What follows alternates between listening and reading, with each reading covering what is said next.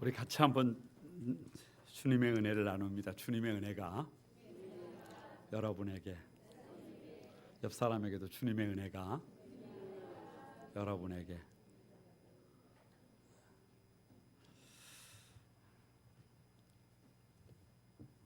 오늘도 주님의 은혜가 여러분과 함께 하시길 바랍니다. 성경을 펼쳐서 읽다가 보면 하나님은 사람들을 각자를 지명하여 이렇게 부르십니다. 믿음의 조상으로 아브라함을 지명하여 부르셨고, 출애굽의 지도자로 모세를 지명하여 부르셨습니다. 그래서 이사야 43장 1절 말씀에 보면 너는 두려워하지 말아라. 내가 너를 구속하였고 내가 너를 지명하여 불렀나니 너는 내 것이다. 이렇게 말씀하십니다. 여러분, 오늘 성경에도 부사렐과 오홀리압을 부사레라, 오홀리압아 이렇게 이름을 부르시고 지명하여 불러요. 왜냐? 성전 건축입니다. 그래서 출애굽기 29장 43절에 내가 거기서 이스라엘 자손을 만나리니 라고 말씀을 하세요. 거기서 내가 거기서 이스라엘 자손을 만나리라.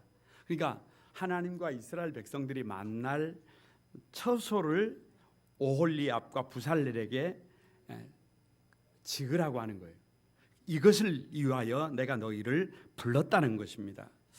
오늘 주님께서 우리 모두를 주님의 몸된 성소를 세우도록 지명하여 부르고 계신 줄로 믿습니다. 오늘 본문을 읽을 때 꼭 교회 건축에 제한할 필요가 없습니다.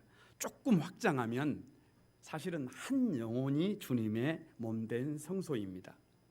우리 가정이 주님의 몸된 성소입니다. 이 지구촌이 주님의 몸된 성소가 됩니다. 여러분, 신학자들 중에요 이렇게 생각하는 분들이 많아요. 우리가 두 다리를 딛고 살아가는 이 지구가 주님의 몸이다. 그리고 이 지구에서 땅에서 흘러나오는 물이, 이 물이 주님의 몸에서 흐르는 피다. 이렇게. 그래서 오늘도 우리가 성만찬을 하지 않았지만 아침에 밥을 먹고 물을 마시고 온 것이 결국은 주님의 살과 피를 먹고 마시고 살아가고 있다. 그래서 이 땅에 주님의 성소를 다시 이렇게 세우도록, 무너진 성소를 세우도록 저와 여러분은 각자를 부르신 것을 믿습니다. 여러분, 한 영혼이 작은 예수로 살아가도록 부르신 거예요. 지명하여 부르신 거예요. 한 가정을 신앙의 명가로 세우라고 저와 여러분을 지명하여 부르신 줄로 믿습니다. 우리가 살아가는 이 땅의 복음의 군락지를, 하나님의 나라를 확장시키라고 부르신 줄로 믿습니다.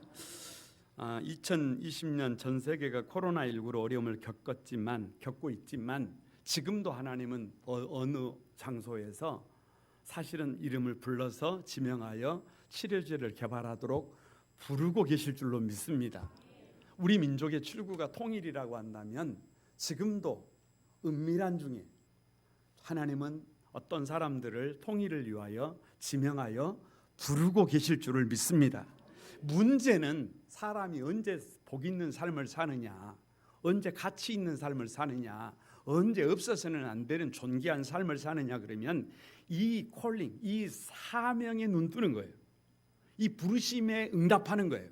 이 부르심에 응답하기 위하여 몸부림을 치다가 보면 하나님께서 나에게 이 사명을 주셨는데 아플 수도 없다, 주저앉아 있을 수도 없다, 대충 살 수 없다, 이 사명을 반드시 이루어야 한다, 이런 사명의식, 목표의식을 가지고 달려가는 사람들을 하나님이 쓰실 것을 믿습니다. 다 같이 한번 따라서 해봅니다. 사명에는 보너스가 있다. 하나님이 각자를 부르실 때, 지명하여 이름을 부르실 때 그냥 부르신다고 생각하면 절대 안 돼요. 절대 안 돼. 부모가 자식에게 일을 맡길 때는 잘하면 보너스가 있어요. 마찬가지예요. 하나님께서 저와 여러분을 각자의 자리에서 지명하여 부르실 때 그 부름에 응답하면 하나님께서 보너스를 주십니다. 그래서 오늘 이 부사렐과 오홀리압을 지명하여 부르신 하나님께서 저들에게 무엇을 보너스로 주시는지 채워주시는지 여러분 나누어 보려고 합니다. 첫째 무엇을 주시느냐? 여러분 지혜를 주십니다. 31절 다시 한번 읽어봅니다. 31절 다 같이 한번 읽습니다. 시작. 하나님의 영을 그에게 충만하게 하여 지혜와 총명과 지식으로 여러 가지 일을 하게 하시되. 왜 지혜를 주실까? 질문이 필요해요. 왜 지혜를 주실까? 제가 이 35장을 세컨 리더십, 막 대단한 사람들이 아니라 약간 주변에 있는 숨은 영웅들을 찾아보고 있어요. 오늘은 이 부사렐과 오홀리압인데, 이 부사렐과 오홀리압을 지명하여 불렀는데 이 35장 30절에서 마지막 절까지 계속해서 동사가 반복이 돼요. 무슨 동사냐? 여러 가지 일을 하게 하시되, 고안하게 하시며, 정교한 일을 하게 하셨고, 가르치게 하시며, 여러 가지 일을 하게 하시되, 여러 가지 일을 하게 하시고, 정교한 일을 고안하게 하셨느니라. 아멘을 좀 해줘도 됩니다. 무슨 말이냐? 그러면 7번씩이나 반복해서 하게 하셨다는 거예요. 하게 하시되, 하게 하시며, 하게 하셨고, 하게 하시고 하셨느니라. 내가 가는 게 아니에요. 내가 하고 싶어서 하는 게 아니라 누가 지명하여 불러서 맡기는 거예요. 하나님이 지명하여 맡기는 거예요. 이것이 사명입니다. 이것이 사명이에요. 이 사명을 위해서 주님이 주시는 것이 뭐냐? 지혜라고 하는 거예요. 지혜와 총명과 지식이라 그랬는데 일괄해서 지혜입니다. 우리 교회 건축이 지금 마무리가 되고 있는데요. 제가 홀로 되뇌이는 문장이 하나 있어요. 여러분, 이런 말이에요. 교회 건축을 지켜보는 것이 영화를 보는 것보다 더 재미있다. 아니, 믿겨지지 않아도 좋아요. 아니, 이 교회 건축을 가만히 보니까요, 이게 종합예술이에요. 종합예술, 예술이에요. 아주 분야가 많은데 많은 사람들이 와서 일을 하면요, 이게 참 재미가 있어요. 노래를 듣는 것보다 무슨 영화를 보는 것보다, 드라마를 보는 것보다 더 감동이 되고 더 은혜가 됩니다. 은혜가 돼요. 이 가만히 건축 과정을 보니까요, 그냥 작업자들이 들어와서 대충 짓는 것이 아닙니다. 뭐가 있냐? 거기에 도면, 설계도라는 것이 있어요. 그래서 교회를 짓기 전에 먼저 설계도를 설계 사무실에서 먼저 그렸단 말이에요. 그걸 가지고 근거해서 작업을 합니다. 지혜가 뭐냐? 현장 용어로 설계도예요. 설계도. 전공자와 비전공자의 차이가 뭔지 아십니까? 프로와 아마추어의 차이가 뭔지 아십니까? 엔지니어와 비엔지니어의 차이가 뭔지 아십니까? 간단해요. 도면을 볼 줄 아느냐, 도면을 볼 줄 모르느냐예요. 도면을 보지 못하는 사람은 아무리 일을 오래 했어도 아마추어예요. 그런데 도면을 볼 줄 아는 사람은 일을 한 지가 얼마 되지 않아도 그 사람은 프로예요. 그 사람은 엔지니어예요. 그러니까 주님께서 일을 맡기실 때 그냥 맡기시는 것이 아니라 지혜를 주신다는 말은 네 마음대로, 네 원하는 대로, 네가 짓고 싶은 대로 해라가 아니라 내가 원하는 대로, 내가 보여주는 대로, 내가 가르쳐주는 식양대로 그렇게 지어라라는 것이에요. 그래서 성막은 아무렇게나 지어지는 것이 아니라 성막에 대한 설계도를 주십니다. 그래서 그 성막을 가만히 보고 있으면 거기에 십자가가 보이고, 성막을 가만히 보고 있으면 거기 예수님이 보입니다. 한치의 오차가 없어요. 한치의 오차가 없어요. 여러분, 우리 사람도 하나님께서 사람을 지으실 때 설계도가 있어요. 설계도가. 저와 여러분도 설계도가 있어요. 그 설계도가 바로 거룩한 꿈 한소망교회 7대 삶이에요. 저 7대 삶을 3대 삶으로 다시 줄이면 어떻게 되느냐 그러면 인간 설계 중심은 말씀 중심입니다. 다 같이 한번 따라서 해봅니다. 내 삶의 룰은 하나님의 말씀이다. 그러니까 내 생각대로, 내 방법대로, 내가 하고 싶은 대로 살아가면 시간 지나면 후회하게 돼요. 그런데 아무리 힘들어도, 아무리 버거워도, 아무리 어려움이 있어도 하나님의 말씀대로 나를 쳐서 복종시키고 달려가면 찡하고 해뜰 날 돌아옵니다. 에? 좋은 날이 와요. 웃을 날이 와요. 그것이 우리 삶의 룰이에요. 법이에요. 그러니까 그것을 아는 사람은 하나님의 말씀에 나를 쳐서 복종시키고 살아가는 훈련을 해요. 훈련을 해. 왜요? 길이 있다니까요. 안 되는 것 같아도 반드시 삶이 조율되고 기쁨이 회복되고 삶의 자리가 세워지게 될 것을 믿습니다. 인간 설계 중심은요, 주일 중심이에요. 주일 중심. 6일 동안 밖에 나가서 열심히 일을 했으면 제 7일에는 리콜이에요. 리콜. 돌아와서 점검을 해. 돌아와서 하나님 앞에 예배해야 해요. 그래서 어떻게 살아가야 될지 다시 방향을 점검하고 다시 삶의 자리를 점검해서 여러분 삶을 재정비해야 해요. 그래서 주일을 어떻게 보내느냐에 따라서 우리 인생이 달라져요. 그래서 우리 삶의 중심점은 다 같이 내 삶의 중심점은 주일이다. 팽이가 돌아갈 때 중심축이 있어요. 이렇게 막 돌아가는 게 아니에요. 중심축을 따라 돌아가는 거예요. 주일을 중심으로 우리의 삶이 진행이 됩니다. 그것뿐만이 아닙니다. 인생 설계의 중심은 소명 중심이에요. 어느 날 눈을 떠보니까 1번 내가 그렇게도 원하고 바랬던 삶의 자리다. 2번 이건 아니에요. 이건 내가 생각했던 삶의 자리가 아니에요. 여러분은 1번이에요? 2번이에요? 1번이라고 생각하시는 분은 아직 인생을 덜 살았어요. 인생을 살다 보면 눈 떠보면 2번이에요. 2번. 그런데 왜 2번을 주셨느냐 그러면 왜 그 눈을 떠보니까 이럴 수가 없어요. 이 기가 막힌 현실을 하나님이 주신 이유가 뭐냐 그러면 최악의 자리를 최선의 자리로 바꿔내라고 하는 소명이에요. 소명. 콜링이에요. 부르심이에요. 하나님께서 사명을 주신 거예요. 그래서 하나님께서 저와 여러분의 삶의 자리를 어떤 자리를 주셨다고 할지라도 원망하지 말고 불평하지 말고 절망하지 말고 좌절하지 말고 그 자리를 가장 주님이 쓰시는 자리로 바꿔내 가시는 여러분이 되시기를 주님의 이름으로 축복합니다. 그럼 이 지혜를, 이 설계도를, 이 지혜를 얻는 방법이 뭐냐? 공부를 좀 많이 하면 이 지혜가 생기냐? 태어날 때부터 탁월한 이 식견을 가지고 태어나면 이게 가능하냐? 도대체 어떻게 하면 이 지혜로 직임을 제대로 감당하면 사람답게 살아볼 수가 있을까? 여러분 그렇게 해서 되는 게 아니에요. 31절에 하나님의 영을 그에게 충만하게 부어주셔야 지혜가 생깁니다. 하나님의 영은 성령님이에요. 성령님. 그래서 성령 충만입니다. 여러분 신학교를 가면은요. 신학교를 가면 듣지 못하는 말을 듣는 경우가 좀 있어요. 그 중에 하나가 뭐냐 그러면 성령님이 누구냐?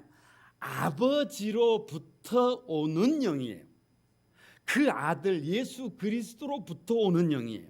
다른 말로 하면 아버지의 마음이에요. 그 아들의 마음이에요.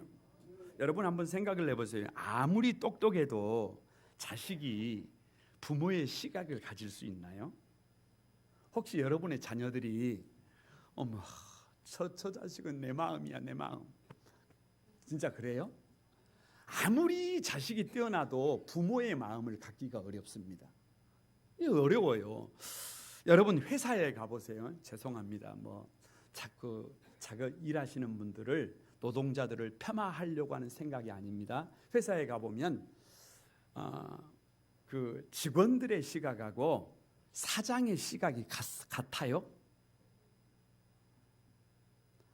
여러분은 같다고 아시겠죠? 그러나 달라요. 달라. 여러분 아무리 우리가 성도지만 성도의 시각하고 우리 주님의 시각이 차이가 있어요. 그건 인정을 해야 합니다.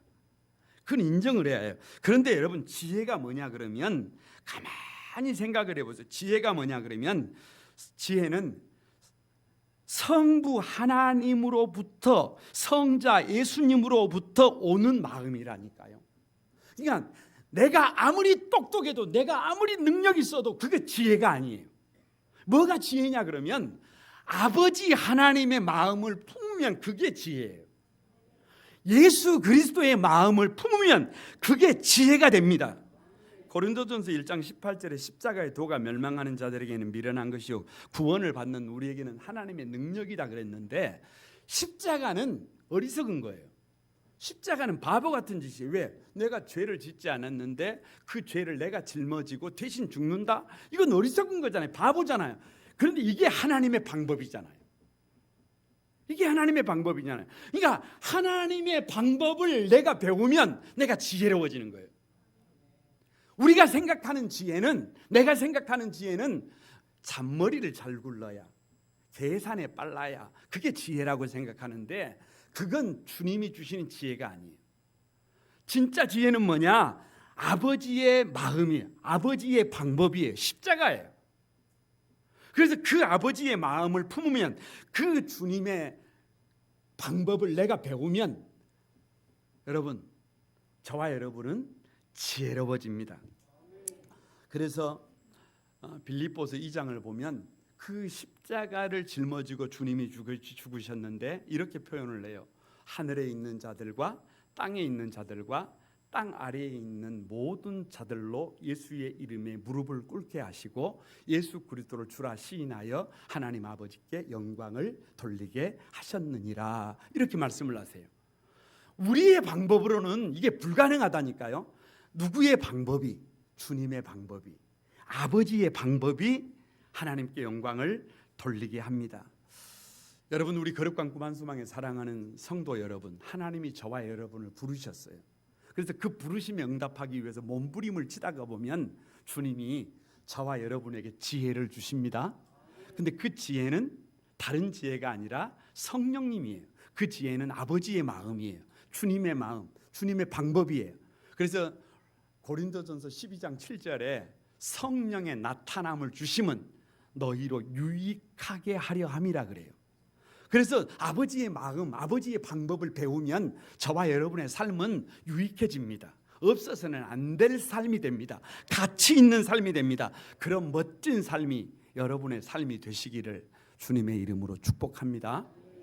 두 번째는 보너스로 뭐를 주시느냐? 뭐를 주시느냐? 다 같이 한번 따라서 해봅니다. 사람을 붙여주신다. 36장 1절 말씀을 여러분 같이 한번 읽어봅니다. 1절입니다. 시작. 부사렐과 오홀리압과 및 마음이 지혜로운 사람 곧 여호와께서 지혜와 총명을 부으사 성소에 쓸 모든 일을 할 줄 알게 하신 자들은 모두 여호와께서 명령하신 대로 할 것이니라. 하나님께서 일하시는 방법인데요. 일하시는 방법인데 이런 거예요. 하나님께서 목동 다윗을 이스라엘의 왕으로 세우실 때 다윗이 독불 장군이 아닙니다. 혼자 잘하는 사람이 아니에요. 지난 주간에 너 혼자 할 수 없다라고 하셨어요. 그런데 사무엘하 23장을 보면 다윗의 일생을 이렇게 말을 해요. 저는 돋는 해 아침빛 같고 구름 없는 아침 같고 비 내린 후 땅에서 움이 돋는 새풀 같으니라. 이렇게 말씀을 하세요. 그러니까 다윗의 삶이 그렇게 돋는 해 아침빛 같은 삶을 살 수 있었던 비결이 뭐냐? 사무엘하 23장에서 하나님이 사람을 붙여주시더라는 거예요.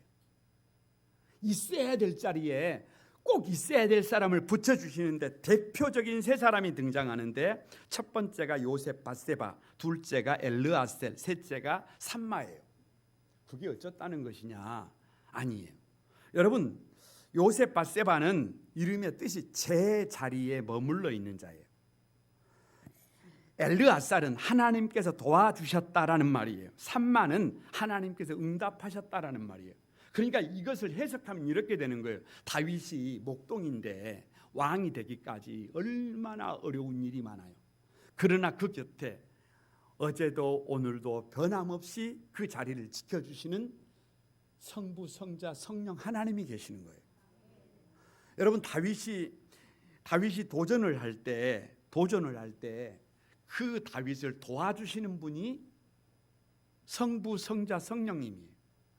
아니, 일을 다 성취하고 대단한 일을 했을 때 삼마가 이것은 누가 응답해 주신 일이다. 그러니까 다윗 곁에는 다윗을 다윗 되게 하는 성부, 성자, 성령 같은 딱 버티고 있는 친구들이 포진하고 있는 거예요. 하나님께서 붙여주신 사람들이 그 곁에 있는 줄로 믿습니다. 사명을 위해서 몸부림치는 사람들 곁에는 하나님께서 거기에 걸맞는 사람들을 붙여주시는 것을 믿습니다. 여러분, 어떤 사람들을 붙여주시는 줄 아세요?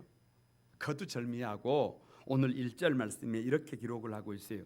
모든 일을 할 줄 알게 하신 자, 이렇게 말하고 있어요. 그러니까 일을 할 줄 아는 사람이에요? 일을 못하는 사람이에요? 할 줄 모르는 사람이에요? 할 줄 아는 사람이에요. 아무리 생각이 있어도, 아무리 일을 하고 싶어도 일을 할 줄 모르면 어떻게 합니까? 못하는 것입니다. 그래서 하나님께서 먼저 붙여주시는 사람이 누구냐 그러면 일을 할 줄 아는 사람이 중요합니다. 여러분, 이 사람의 손이 얼마나 대단한 줄 아세요? 우리 권사님들 주방에 들어가서 똑딱똑딱 조금 하면 음식이 쫙 나옵니다. 우리 건축 현장에 딱 가서요 보고 있으면은요, 작업하시는 분들이, 일하시는 분들이 뚝딱뚝딱 하고 나면 건물이 무에서 유가 만들어져 버립니다. 대단합니다. 대단한 거예요. 놀라운 거예요. 여러분, 고용노동부와 한국산업인력공단이요, 능력 중심 사회 실현을 위해서요 매년 하는 것 중에 하나가 숙련된 기술인을 대상으로 해서 매년 국민 스타를 선출합니다. 아시는 분들은 아실 거예요. 근데 그 선출된 사람들을 가만히 보면 전문가들, 엔지니어들이 많아. 제가 본 분은 나이가 59세인데요. 여자분이세요. 오서영, 주식회사 샤인 ENG 대표예요. 이분은 나이가 저랑 비슷하잖아요. 저보다 조금 많은데 우리 때 학교 진학을 하지 못하고 서울의 봉제 공장에 많이 갔어요. 그래서 봉제 공장에 딱 가면 뭐를 했냐 그러면 시다를 했어요. 죄송합니다. 보조를 했어요. 보조를 했어요. 그런데 그렇게 보조를 하고 있는데 어느 날 그 작업장에 보일러가 고장이 났는데 보일러 기사가 왔어요.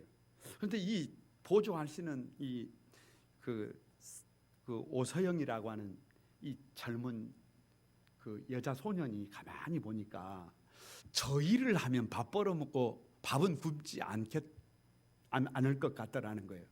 그래서 뭐를 접고, 봉제 공장을 접고 1987년에 한 작은 보일러 설비 회사에서 보조를 시작합니다. 남자가 아니라 참고로 여자입니다. 그래서 보조로 일하면서 힘들었지만 기술을 배워나갑니다. 열관리 학원에 등록을 해서 체계적인 이론과 실무를 배웠습니다. 배관 조립 분야에서 자격증을 비롯해서 8개의 자격증을 땄습니다. 천천히 그러면서 현장의 책임자가 돼서 일하기 시작했습니다. 직접 보일러 관련 기술을 개발해서 특허를 받았습니다. 2001년 이 오 대표는 대한민국 최초로 여성 보일러 기능장이 됐습니다. 2004년 부산대 산업대학원에 들어가서 공조 냉동 분야의 최신 기술을 배웠습니다. 2008년도에는 자신의 회사를 세웠습니다. 2011년도에는 포항대 전기소방계열 겸임교수로 후배들을 가르치기 시작했습니다. 26년간 보일러 기술이라고 하는 한 우물을 판 결과가 그 사람을 존귀한 사람으로 바꿔버린 거예요. 이게 무슨 말이냐? 하나님께서 사람을 쓰실 때, 우리가 준비하면, 기술을 익히면, 일을 할 수 있으면 반드시 하나님은 부르신다는 거예요. 그러니까 믿음으로 살아간다는 것은 다른 게 아니에요. 다른 것이 아니라 그렇게 하나님이 쓰실 수 있도록 나를 바꿔가는 거예요. 그런 사람을 하나님께서 일할 줄 아는 사람을 쓰시더라. 어떤 사람을 붙이느냐? 그것이 전부가 아니에요. 36장 2절 말씀에 보면 이렇게 기록하고 있어요. 여호와께로부터 지혜를 얻고 와서 그 일을 하려고 마음에 원하는 모든 자를 부르매, 이렇게 기록하고 있어요. 그러니까 어떤 사람을 붙이느냐 그러면 자원하는 사람을 붙입니다. 여러분 가만히 생각을 해보세요. 이 일을 할 줄 아는 사람만 쓰신다 그러면 나 같은 사람은 쓸 데가 없어요. 그런데 사실 이 일을 잘하고 못하고의 문제가 아닌 것을 아실 거예요. 기술이 있느냐 없느냐의 문제가 아님을 여러분이 더 잘할 거예요. 왜냐? 못하는 것은 배우면 됩니다. 못하는 것은 배우면 돼요. 한 직종에서 20년 정도 가만히 성실하게 일하고 달려가면 프로가 되게 되어 있는 줄로 믿습니다. 하나님이 지혜를 주십니다. 그런데 아무리 기술이 있어도, 아무리 능력이 있어도, 아무리 여러분 자원하지 않으면요, 기쁨으로 일하지 않으면, 감사로 일하지 않으면 nothing이에요. nothing입니다. 우리 교회 건축이 이제 마무리가 되어져 가고 있는데, 본당 인테리어를 맡으신 장로님이 그런 말씀을 하시더라고요. 우리가 견적을 받을 때는 기준이 있습니다. 1번 제일로 비싼 것, 2번 제일로 싼 것. 제일로 싼 것입니다. 제일로 싼 것이에요. 그런데 장로님이 그러시더라고요. 목사님, 우리 지금 교회는 흡입제가 이렇게 좀 저렴한 것이잖아요. 그런데 저쪽에 가보면 타공판이 많이 붙어 있어요. 상당히 비싼 것이에요. 그런데 이렇게 말씀을 하세요. 뭐라고 말씀을 하시느냐? 아무리 저 단가를 썼지만 자기는 뭐라는 거예요? 프로라는 거예요. 프로. 주님의 성전을 저렴한 걸로 어떻게 할 수 없다는 거예요. 그래서 좋은 것을 붙인다는 거예요. 좋은 것을 붙인다는 거예요. 여러분, 이것은 그냥 억지로 되는 것이 아닙니다. 이게 억지로 되는 것이 아니라 기술이 있어도, 아무리 능력이 있어도 자원하지 않으면, 기쁨으로 일하지 않으면, 감사로 일하지 않으면 이것은 불가능한 일이에요.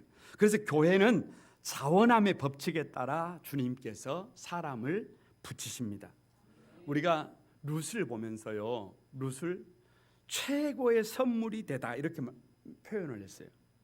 룻을 설교하면서 룻의 시어머니가 룻에게 이렇게 말합니다. 고향으로 돌아가라, 고향으로 돌아가라, 고향으로 돌아가라. 3번이나 반복을 해요. 그런데 룻은 돌아가지 않습니다. 평생 혼자 살아도 좋습니다. 미래가 없어도 좋습니다. 힘든 인생에도 좋습니다. 어머니는 내가 책임집니다. 어머니의 백성이 나의 백성이 되고 어머니의 하나님이 나의 하나님이 됩니다. 어머니가 죽는 것에 나도 죽습니다. 안 돌아가요. 억지로 가는 게 아니에요. 자원해요. 그렇게 자원할 때 룻이 시어머니에게 최고의 선물이 되고 다음 세대에게 최고의 선물이 되고 우리 하나님께 최고의 선물이 된 것을 믿습니다. 여러분, 결단의 사람 엘리야도 마찬가지, 엘리사도 마찬가지예요. 스승 엘리야가 너는 여기 머물러라, 너는 여기 머물러라, 너는 여기 머물러라. 여러분 5번을 얘기합니다. 그런데 엘리사가 뭐라 그러냐? 여호와께서 살아계심과 당신의 영혼이 살아있음을 두고 맹세하노니, 맹세 뭐라고요? 자원해서 따라갑니다. 멈추지 않아요. 그래서 갑절의 영감을 받습니다. 여러분, 하나님께서 사람을 붙이실 때는요, 사람을 왜 붙이시느냐? 환경이나 조건으로 일하지 않는다니까요. 사람은 혼자 일하는 것이 아니에요. 사람이 세워지려면, 가정이 세워지려면, 교회가 세워지려면, 이 역사가 세워지려면 하나님께서 누구를 붙여주셔야 해요. 사람을 붙여주셔야 해요. 어떤 사람을 붙이신다고요? 어떤 사람들에게 붙이신다고요? 사명에 붙들린 사람들이에요. 내가 한번 세워봐야 되겠다. 그런 사람들에게는 일할 줄 아는 사람들을 붙여주시고, 그런 사람들에게는 자원하는 사람들을 붙여주셔서 일이 되게 하신 줄로 믿습니다. 여러분도 그런 멋진 사람들이 되셔서 이 시대를 개척해가는 하나님의 사람들이 되시길 바랍니다. 3번째로 무엇을 주시느냐? 다 같이 한번 따라서 해봅니다. 물질을 준비해 주십니다. 여러분, 콜링했어요. 불렀어요. 그러면 지혜만 주시느냐, 사람만 붙여주시느냐? 아니라니까요. 뭣도 주신다. 뭣도 준비해 주신다. 물질도 준비해 주신다. 38장에 가면 24절에서 25절에 이 성소 건축 비용이 얼마나 들었는지가 기록되어져 있는데 천문학적입니다. 천문학적이에요. 비용이 엄청 많이 들어요. 뭐 이렇게 금이 몇십 달란트, 은이 뭐 몇백 달란트, 뭐 엄청 천문학적인 비용이라니까요. 상상이 안 되는 비용이에요. 그래서 이런 엄청난 비용을 어떻게 감당을 했을까, 이런 고민을 하게 되잖아요. 그런데 그 비용을 어떻게 만드시느냐 그러면 이게 어디까지 넘어가느냐, 창세기 15장으로 넘어갑니다. 그래서 아브라함에게 하나님이 약속을 하시면서 이렇게 약속을 해요. 너희가 애굽에 내려가서 400년 동안 종살이를 할 것이다. 그리고 나올 때는 그 백성을 증치할 것이다. 그리고 그들에게 은금 폐물을 구해서 가지고 나올 것이다, 이렇게 말씀을 하세요. 그런데 이것이 출애굽기 12장 35절에 36절에 보면 이렇게 기록이 되어 있습니다. 이스라엘 자손이 모세의 말대로 하여 애굽 사람에게 은금 폐물과 의복을 구하며 여호와께서 애굽 사람으로 백성에게 은혜를 입히게 하사 그들이 구하는 대로 주게 하심으로 그들이 애굽 사람의 물품을 취하였더라, 이렇게 기록하고 있어요. 여기에 상당히 그 신비한 영역이 있습니다. 여러분, 이런 거예요. 왜 출애굽을 하는데 은금 폐물을 구하는 대로 주게 하셨을까? 광야 40년 동안 농사를 지을 수 없으니까 돈을 좀 많이 주셨을까요? 아니면 광야 40년 동안 양식이 없으니까 양식 사 먹으라고 돈을 좀 주신 걸까요? 아니면 다음 세대들을 이렇게 양육해야 되니까 물질을 좀 이렇게 좀 보험처럼 이렇게 갖고 나가게 하셨을까요? 이유가 도대체 뭐냐? 그런 개념이 아니에요. 전혀 그런 개념이 아니에요. 어떤 개념이냐? 이것은요, 승자의 전리품이다. 성경이 이렇게 말합니다. 출애굽기 12장 36절에 그들이 구하는 대로 주게 하심으로 그들이 애굽 사람들의 물품을 취하였더라, 이렇게 기록하고 있어요. 여기서 취하였다라는 말이 약탈이에요. 약탈. 여러분, 약탈은 언제 하는 거예요? 전장에서 이긴 사람이 진 사람에게 빼앗는 거예요. 약탈이에요. 그런데 이스라엘 백성들은 애굽에서 전쟁을 한 적이 없어요. 맨 종살이만 했어요. 종살이만 했어. 400년 동안 나도 종, 아버지도 종, 할아버지도 종, 증조부, 고조부 전부 종살이만 했단 말이에요. 싸운 적이 없어요. 그런데 하나님은 뭐라고 말씀하시느냐? 애굽에서 전쟁에 이겨서 전리품으로 가지고 나가는 것이래요. 누가 싸운 거예요? 하나님이 싸우신 거예요. 하나님의 전쟁임을 믿습니다. 이 전쟁은 100% 여호와의 전쟁이에요. 하나님께서 애굽을 꺾으시고 은금 폐물을 주셔서 가지고 나가게, 전리품으로 가지고 나가게 하신 거예요. 여러분, 이것은요 400년 밀린 품삯이다, 이렇게 말합니다. 놀라운 것입니다. 지난 400년 동안 정말 못 먹고 못 입고 짐승처럼 착취를 당하면서 살았어요. 눈물을 흘리면서 살았어요. 얼마나 힘들었겠어요. 자식을 낳아서 그 자식을 자기 손으로 죽여야 하는 삶을 살았어요. 처절한 삶을 살았어요. 그런데 그 품삯을 출애굽을 하는데 한 방에 몰아서 400년치를 받아가지고 나오는 거예요. 할렐루야. 저는 이런 생각을 했답니다. 애굽 사람들의 입장에서 생각을 해봤어요. 이럴 줄 알았으면 죽어 살 걸. 한 방에 다 내주는 것보다 어떻게 하고 살아야 해요? 여러분, 회사를 경영하고 계신 분들이 계십니까? 좀 넉넉하신 분들이 다른 사람들을 이렇게 뭐 채용해서 쓰시는 분들이 계십니까? 그러면 한 방에 이게 몰아서 주지 말고 매월 착실하게 주시기 바랍니다. 그래야 해요. 오늘 본문을 가만히 봐. 이스라엘 백성들의 입장에서 한번 생각을 해보세요. 이럴 줄 알았으면 400년 동안 월급도 안 주고 고역에 노동력 착취에 이게 뭐냐, 원망하고 불평하면서 그렇게 살 일이 아니었다니까요. 그렇게 살 일이 아니었어요. 아니, 그 돈 되는 일만 그렇게 생각하지 말고 조금 기쁨으로 일할 걸. 왜? 400인치를 한 방에 몰아주시잖아요. 그러면 좀 억울한 일을 당해도 좀 넉넉해지게 살 걸. 그런 생각을 본문을 통해서 해보게 되었습니다. 여러분, 이것은요, 이 다시 말하면 승자의 전리품으로 400년 동안 밀린 품삯으로 주셨다는 말은 이런 거예요. 광야에 나와도 광야에 땅을 사는 게 아닙니다.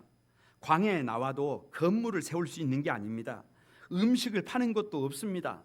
옷이나 생필품을 파는 것도 없습니다. 그런데 왜 이렇게 애굽 사람들에게 은금 패물을 구해가지고 전리품으로 그리고 품삯으로 받아 들고 나오게 하셨느냐 그러면 성소 건축을 위하여 여호와께서 그 예물을 직접 준비하신 것임을 믿습니다.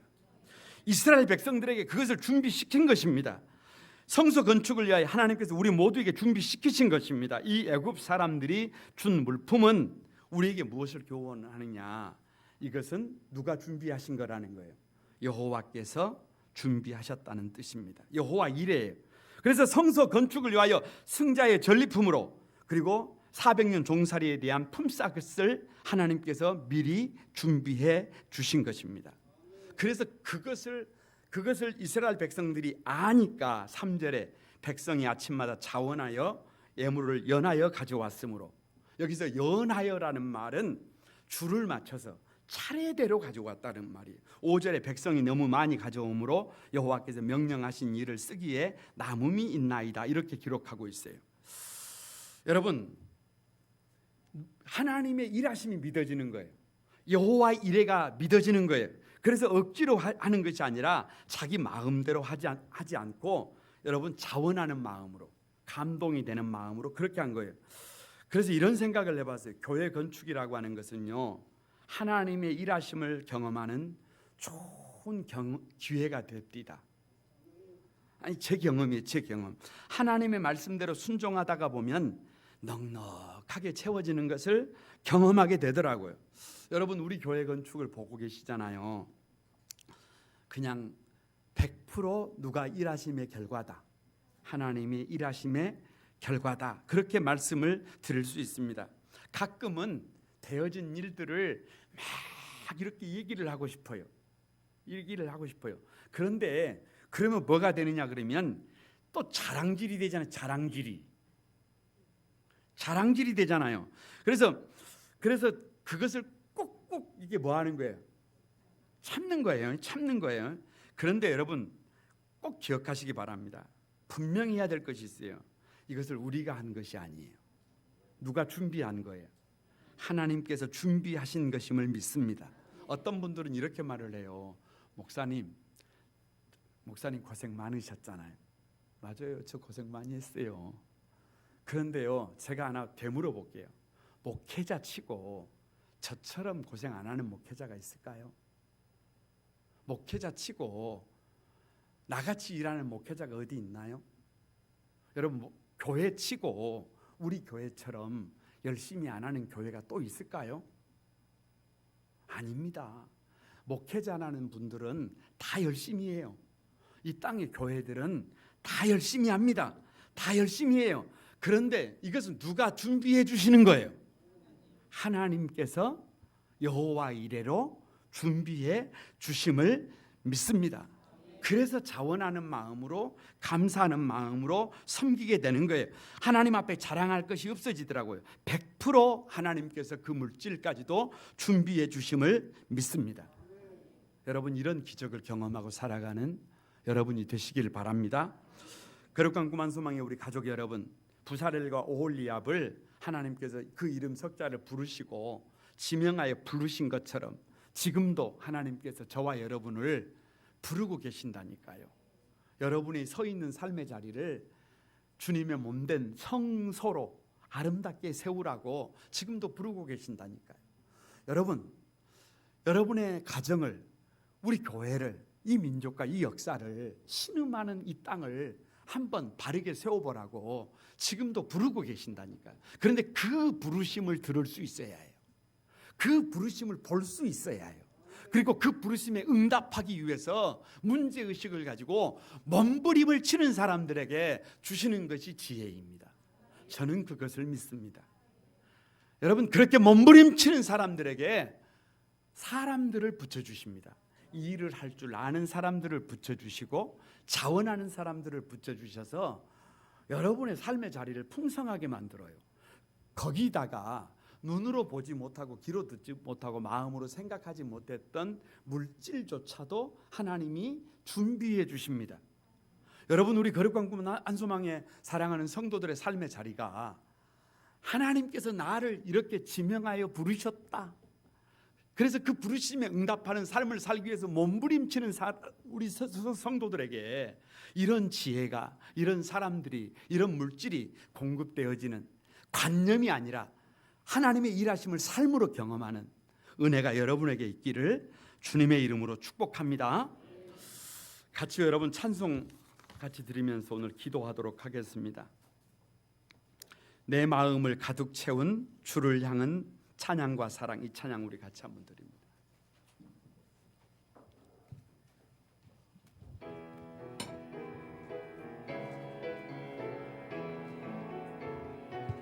다 같이 여러분들 내 마음을 가득 채운 주 향한 찬양과 사랑 우리 손뼉 치면서 여러분 같이 드립니다. 어떻게 표현할 수 있나 수많은 찬양들로 그만 표현할 길 없어 다시 여러분 다시 한번 내 마음을 가득 채운 주를 향한 찬양과 사랑 어떻게 표현할 수 있나 수많은 찬양들로 그만 표현할 길 없어 다시 고백합니다. 다 같이 주 사랑해요. 주 사랑해요. 온맘 다하여 말로 다 할 수 없어. 오 주 사랑해요. 찬양 받아 주소서. 수많은 멜로디와 찬양들을 드렸지만 다시 고백하기 원하네.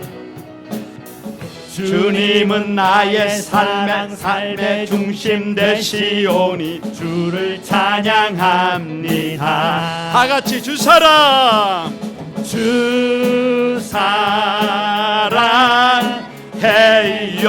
온맘 다하여 말로 다 할 수 없어. 오 주 사랑해요. 찬양 받아 주님 사랑 다시 고백하는 주님 사랑 다시 고백하는 새날 주심 감사해요. 아멘. 주님 사랑 다시 고백하는 찬양 주심 감사해요. 다 같이 주 사랑 주 사랑해요. 온맘 다하여 말로 다 할 수 없어. 오 주 사랑해요. 찬양 받아 주소서. 아멘. 우리 같이 한번 여러분 기도하십시다. 오늘도 주님께서 부사렐과 오홀리압을 지명하여 부르신 것처럼 저와 여러분의 이름 석자를 아들아 딸아 지명하여 부른 줄로 믿습니다. 아멘.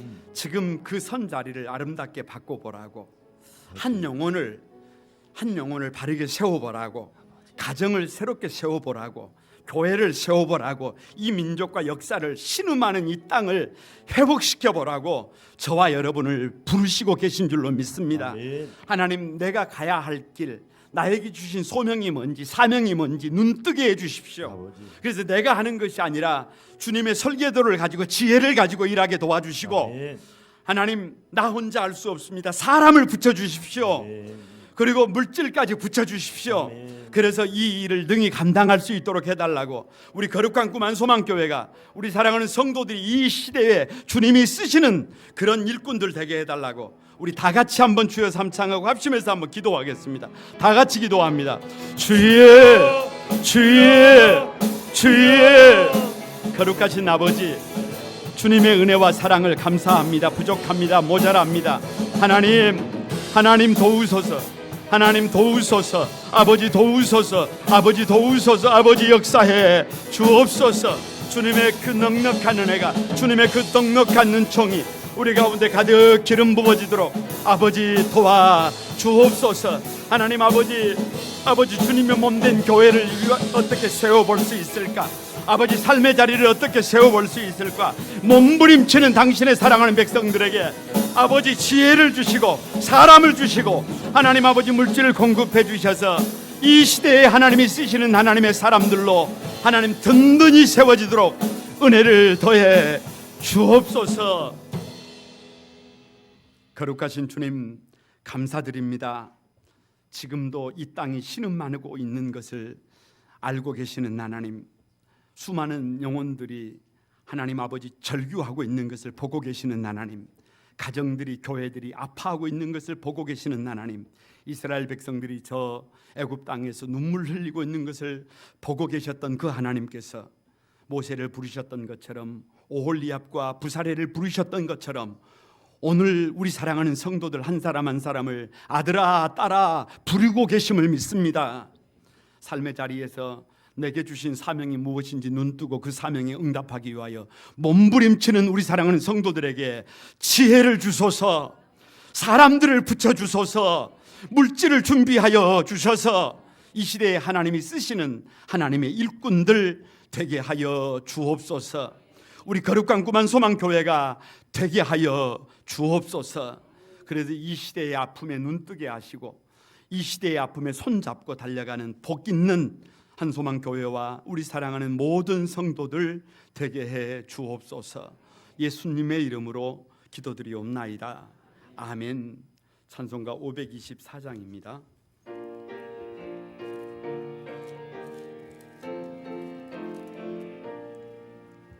갈 길을 밝히 보이시니 주 앞에 빨리 나갑시다. 우리를 찾는 그 주 예수 곧 떠나시네. 죄악 벗은 우리 영혼은 기뻐 뛰며 주를 보겠네. 하늘에 계신 주 예수를 영원히 손뼉 치면서 우리를 오라 우리를 오라 하시는 말 기쁘게 듣고 즐겨하세. 그 주를 믿고 지체 말고 속속히 나가세. 죄악 벗은 우리 영혼은 기뻐 뛰며 주를 보겠네. 하늘에 계신 주 예수를 영원히 섬기리.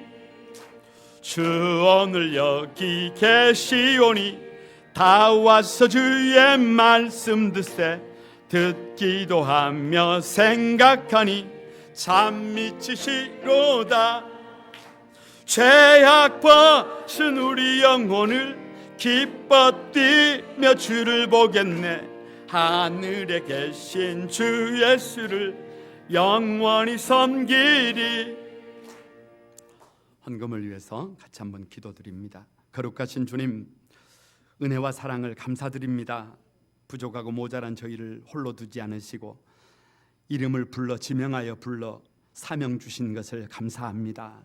몸부림치듯 사명을 이루기 위하여 각자가 삶의 자리에서 땀 흘리며 최선을 다하게 하신 것을 감사드립니다.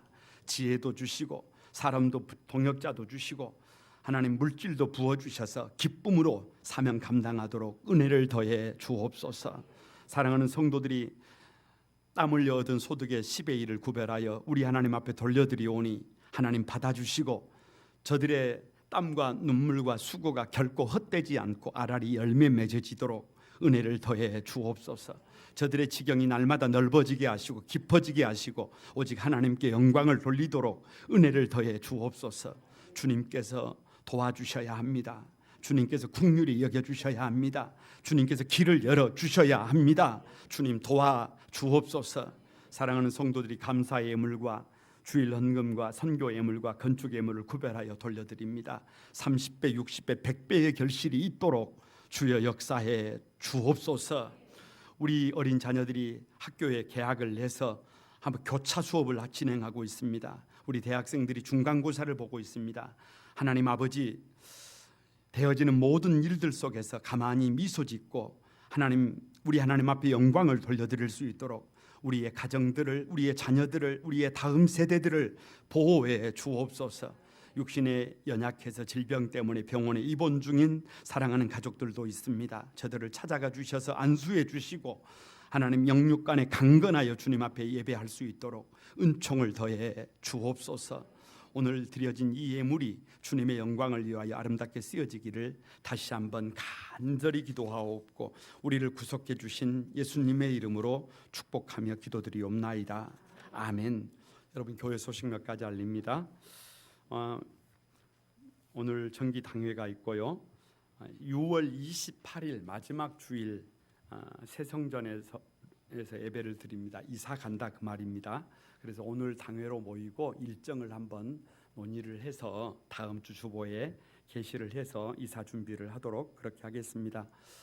여러분, 저쪽에 있는 성전이 생각하는 것보다 조금 더 좋습니다.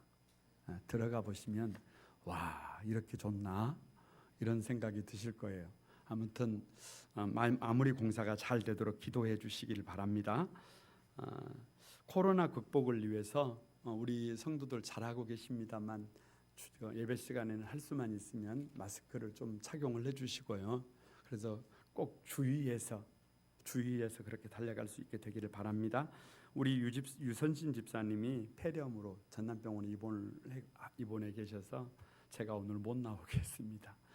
그냥 거기에서 편안하게 쉬십시오. 그렇게 했습니다. 여러분 위해서 기도해 주시고, 이공주 집사님 아들 정선 씨 결혼하고 나서 감사로 오늘 떡과 과일 준비했습니다. 맛있게 오늘 드시기 바랍니다.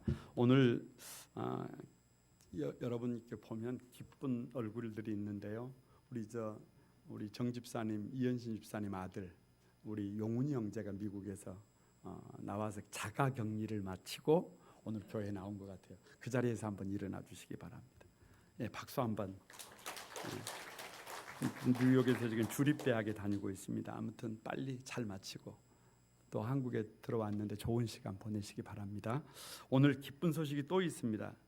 제가 예배 드리러 오기 전에 두 자매를 만났는데요. 그 자리에서 한번 일어나 주시기 바랍니다. 정애지 우리 자매님 한번 괜찮아요? 한번 일어나 주세요. 또 김수진 자매 한번 일어나 주세요. 둘이 한번 일어나. 이런 박수 한번 해주세요. 아니 일어나 있어야 해요. 아직 말이 안 끝났기 때문에 일어나야 해요. 아니 이쯤 되면 막 빨리빨리 움직여야 해요. 청년들은 이 청년이 눈에 보이면 우는 사자처럼 덤벼야 해요. 우는 사자처럼. 왜냐 그러면 우리 교회에 자녀들의 부모들의 우리 객지에 나가 있는 자녀들까지 하면 한 50명 가까이가 돼요. 엄청난 숫자입니다. 그런데 여수를 지키는 청년들이 별로 없어요. 그래서 토요 모임을 하고 있고 청년회가 그나마 우리가 잘 되고 있잖아요.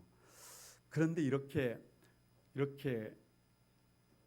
푸명이 방자하고 이렇게 멋진 두 자매가 이렇게 교회에 왔다는 것은 모두 기립에서 박수를 해야 돼요.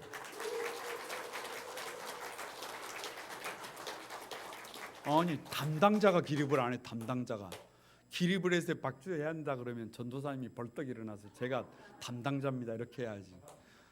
그렇게 교회에서 잘 정착을 하고 우리 전도사님과 함께 청년회도 이쁘게 좀 하고 그렇게 하면서 우리 청년들이 많이 환영해서 그렇게 따뜻한 청년의 시절을 같이 보내시기 바랍니다. 네, 다시 한번 박수해 주시기 바랍니다. 앉으셔도 됩니다. 다른 광고는 주보를 참조해 주시기 바랍니다. 폐회 찬송 드리면서 오늘 예배 마칩니다.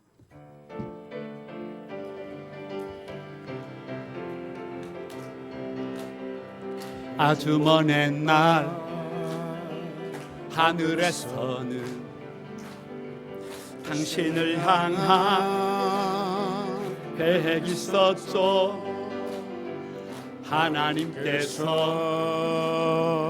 바라보시며 좋았더라고 말씀하셨네. 이 세상 그 무엇보다 귀하게 나의 손으로 창조하였노라.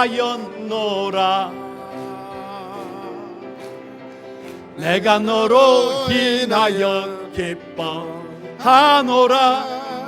내가 너를 사랑하노라.